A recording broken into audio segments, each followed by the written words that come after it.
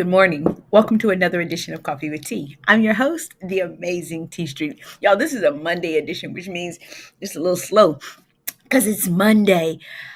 Today's topic, okay, lots of times I choose topics based on the things that I'm going through. And so, because I'm a researcher, I always want to know like what's the best route and all that stuff.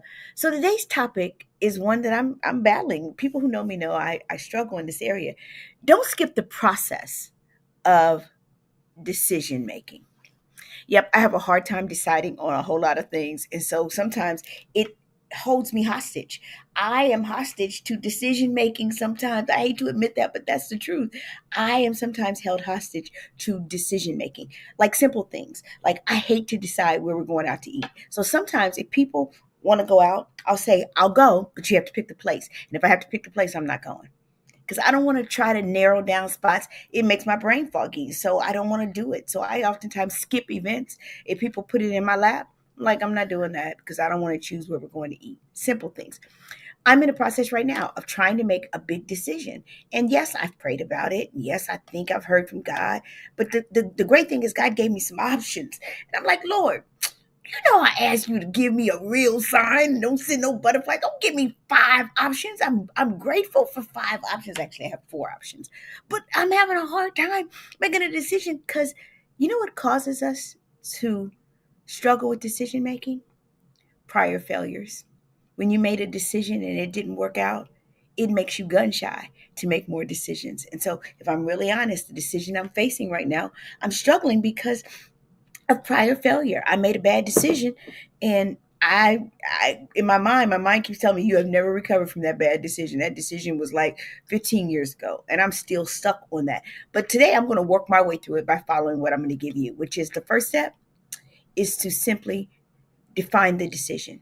What is it that I have to decide? I have to decide between A, B, C, and D. I'm gonna write them down today. I'm right literally the process that I'm sharing with you. I'm gonna go through myself today. Write them down. Write down the things that you have to decide between. What is the decision? All right. The next thing, gather some information. The good news is I've gathered information about all four options that I have before me. I have the information. All I got to do, I'm going to put them in columns because I'm a visual learner. I'm going to write them down in columns. This is all that I know about all four options. The next thing that I'm going to do is I'm going to ask myself, what is the criteria that I'm looking for? What is it that I really want in the end? I want this, and this. I've given myself some things that I want out of this next experience. And if I can identify what my criteria are, it's easier for me once I look at the information to say, this one doesn't have this one has this, but it doesn't have this one doesn't have this, or this, that's a no. This one has everything I'm looking for. I've identified my criteria. Next, I'm going to say, what are my options? I'm going to weigh them. If I do this, it's going to cost me over here. If I do this, it's going to cost me over here. Everywhere I go, it's going to cost me, but which one am I willing to pay the cost for?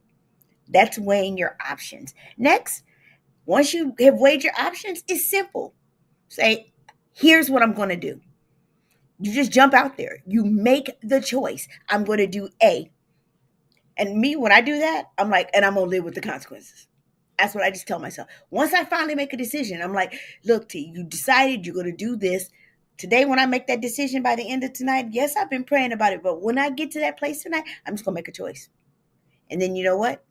I'm going to implement my decision. I'm going to go for it. I'm going to sign on the dotted line. I'm going to sign on the dotted line. I'm going to make myself commit by signing on the dotted line of whichever one has risen to the top in this decision making process. I'm not going to leave it there though, y'all. The challenge that we have, which is what I didn't do, is that once you've implemented it, you got to sit down and you got to evaluate the outcome. If I had gone back and simply looked at what happened, I would have said, what was the process that I used the last time? Did it work for me? And why did this last time when I made the failure, the mistake, why didn't it work? And what I will find out is that it probably had something to do. Good morning, Julie.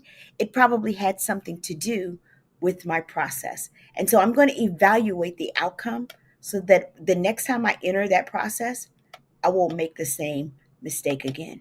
I'm the amazing T Street. You know what? Absolutely, positively nothing amazing in me that's not in each and every one of you. Today, I want to encourage you, whatever you do, decision making is a process. And one of the ways that you keep it from making you hostage to it is simply walking through the process of decision making. Have an amazing day.